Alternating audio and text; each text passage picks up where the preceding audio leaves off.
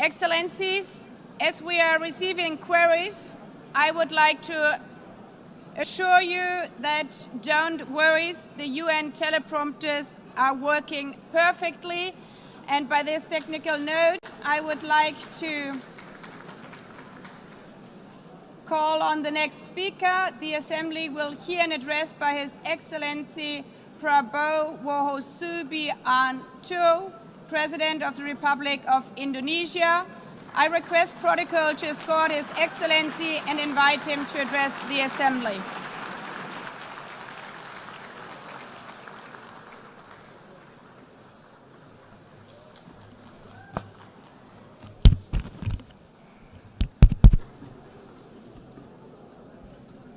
His Excellency, Mr. Antonio Guterres, Secretary General of the United Nations, Her Excellency, Madame Annalena Baerbock, President of the United Nations General Assembly, His Excellency, Mr. Moses Abelian, Under-Secretary General for General Assembly and Management, Excellencies, Heads of States, Heads of Governments, distinguished delegates, ladies and gentlemen. It is indeed a great honor for me to stand in this august General Assembly Hall among leaders and representatives who represent almost all of humanity. We differ in race, religion, and nationality, yet we gather together today as one human family. We are here first and foremost as fellow human beings, each created equal, endowed with unalienable rights to life, liberty, and the pursuit of happiness. The words of the United Nations Declaration of Independence have inspired democratic movements across continents, including the French Revolution, the Russian Revolution, the Mexican Revolution, the Chinese Revolution, and Indonesia's own struggle and journey to freedom. It also gave birth to the Universal Declaration of Human Rights, adopted by the United Nations in 1948. All men are created equal was the creed that opened the way to unprecedented global prosperity and dignity. And yet, in our own era of scientific and technological triumphs, an era capable of ending hunger, poverty, and environmental ruin, we also continue to face today grave dangers, challenges, and uncertainties. Human folly, fueled by fear, racism, hatred, oppression, and apartheid, threatens our common future. My country knows this pain. For centuries, Indonesians lived under colonial domination, oppression, and slavery. We were treated less than dogs in our own homeland. We Indonesians know what it means to be denied justice and what it means to live in apartheid, to live in poverty, and to be denied equal opportunity. We also knew what solidarity can do in our struggle for independence, in our fight to overcome hunger, disease, and poverty. The United Nations stood with Indonesia and gave us vital assistance. Decisions made here based on human solidarity by the Security Council and this Assembly gave Indonesia independence, international legitimacy, opened doors, and supported our early development through the efforts of the United Nations Children Fund, the United Nations Food and Agriculture Organization, the FAO, the World Health Organization, and many, many other United Nations institutions. And because of that, Indonesia today stands on the cusp of shared prosperity and greater equality and dignity. Madam President, Excellencies, our world today is driven by conflict, injustice, and deepening uncertainty. Every day we witness suffering, genocide, and blatant disregard for international law and human decency. In the face of these challenges, we must not give up. As the United Nations Secretary General said, we cannot give up. We cannot surrender our hopes or our ideals. We must draw closer, not drift apart. Together we must strive to achieve our hopes, our dreams. The United Nations was born from the ashes of the Second World War that claimed scores of millions of lives. It was created to secure peace, security, justice, and freedom for all. We remain committed to internationalism, to multilateralism, and to every effort that strengthens this great institution. Today, Indonesia is nearer than ever before to meeting the Sustainable Development Goals of ending extreme poverty and hunger. Because years ago, this very chamber chose to listen and uphold social and economic justice. We will never forget. And today, we must never be silent while Palestinians are denied that same justice and legitimacy in this very hall. Excellencies, Thucydides warned, the strong do what they can, the weak suffer what they must. We must reject this doctrine. The United Nations exist to reject this doctrine. We must stand for all, the strong and the weak. Might cannot be right. Right must be right. Indonesia today is one of the largest contributors to united peacekeeping forces. We believe in the United Nations. We will continue to serve where peace needs guardians, not with just words, but with boots on the ground.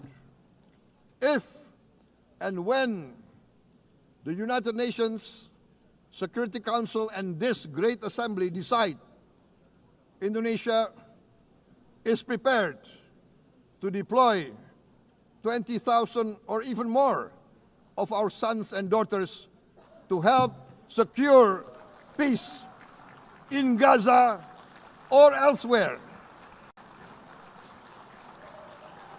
in Ukraine, in Sudan, in Libya, everywhere when the peace needs to be enforced, peace needs to be guarded, we are ready. We will take our share of the burden, not only with our sons and daughters, we are also willing to contribute financially to support the great mission to achieve peace by the United Nations. Madam President, Excellencies, I propose to this Assembly a message of hope and optimism, grounded in action and execution.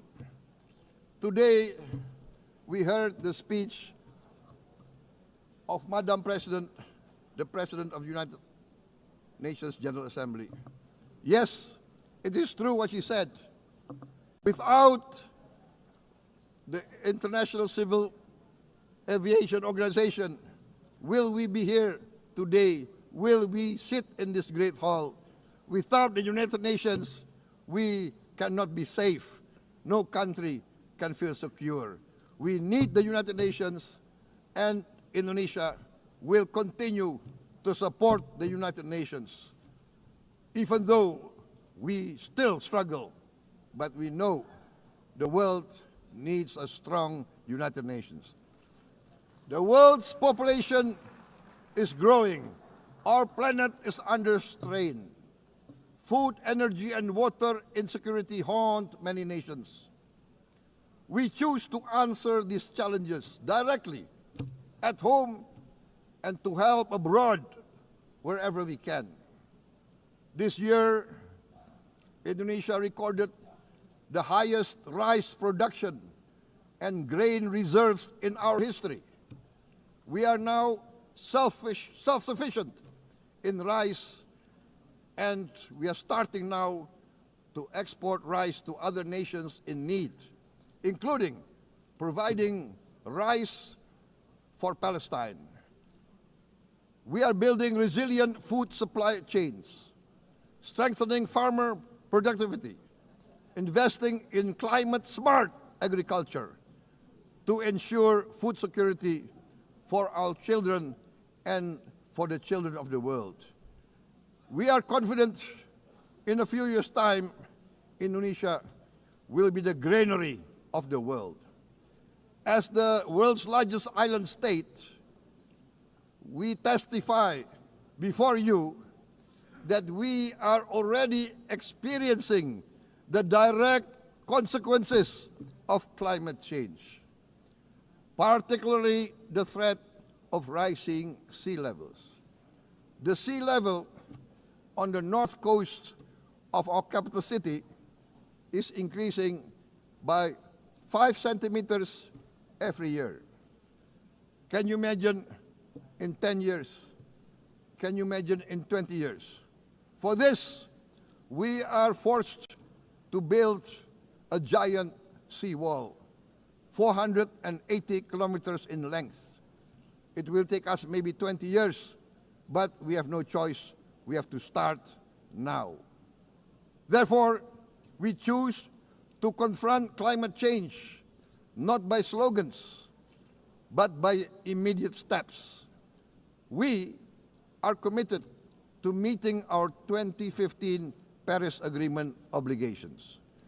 We aim to achieve net zero emission by 2060, and we are very confident we can achieve net zero emission much earlier. We aim to reforest more than 12 million hectares of degraded forest, to reduce forest degradation, to empower local communities with quality green jobs for the future. Indonesia is shifting decisively from fossil fuel-based development towards renewable-based development. From next year, most of our additional power generation capacity will come from renewables. Our goal is clear: to lift all of our citizens out of poverty and make Indonesia a hub for solutions to food, energy, and water security. Madam President, Excellencies, we live in a time when hatred and violence can seem to be the loudest voices. But beneath this loud noise lies a quieter truth, that every person longs to be safe, to be respected, to be loved, and to leave a better world to their children. Our children are watching. They are learning leadership, not from textbook, but from our choices. Today, still, a catastrophic situation in Gaza is unfolding before our eyes. At this very moment, the innocent are crying for help, are crying to be saved. Who will save them? Who will save the innocent? Who will save the old and women? Millions are facing danger at this very moment. As we sit here, they are facing trauma. They are facing irreparable damage to their bodies. They are dying of starvation. Can we remain silent? Will there be no answer to their screams? Will we teach them that the human family can rise to the challenge? Madam President, we must act now. Many speakers have said that. We must stand for a multilateral order where peace, prosperity, and progress are not the privilege of a few, but the right of all. With a strong United Nations, we can build a world where the weak do not suffer what they must, but live the justice that they deserve. Let us continue humanity's great journey of ideals, the selfless aspirations that created the United Nations. Let us use science to uplift, not use science to destroy. Let rising nations help others to lift themselves. I am convinced that the leaders of the great world civilizations of the West, of the East, of the North, of the South, leaders of America, Europe,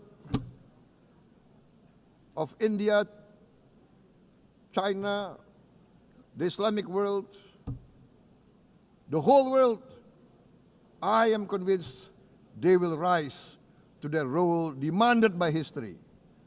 We are all hopeful that the leaders of the world will show great statesmanship, great wisdom, restraint, humility, overcome hate, overcome suspicion. Madam President, distinguished delegates, we are greatly heartened by the events of the last few days, where significant leading countries of the world have chosen to side with history, to choose the right side of history, the path of the moral high ground, the path of rectitude, the path of justice, the path of humanity, to shun hatred, to overcome suspicion, and to avoid the use of violence. The use of violence will beget violence.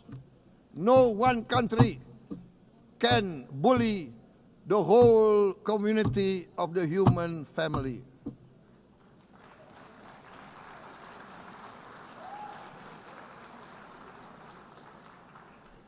We may be weak individually, but the sense of oppression, the sense of injustice has proven in the history of mankind that this sense of injustice, this sense of oppression will unite into a strong force that will overcome this oppression, that will overcome this injustice. To close, I would like to reiterate again Indonesia's complete support for the two-state solution in Palestine. We must have an independent Palestine, but we must also recognize, we must also respect, and we must also guarantee the safety and security of Israel. Only then we can have real peace, and no longer hate and no longer suspicion. The only solution is this two-state solution. Two descendants of Abraham must live in reconciliation, peace, and harmony. Arabs, Jews, Muslims, Christians, Hindus, Buddhists, all religions, we must live as one human family. Indonesia is committed to being part of making this vision a reality. Is this a dream? Maybe, but this is the beautiful dream that we must work together towards. Let us work towards this noble goal. Let us continue humanity's journey of hope a journey started by our forefathers, a journey that we must complete. Thank you. Wassalamualaikum warahmatullahi wabarakatuh.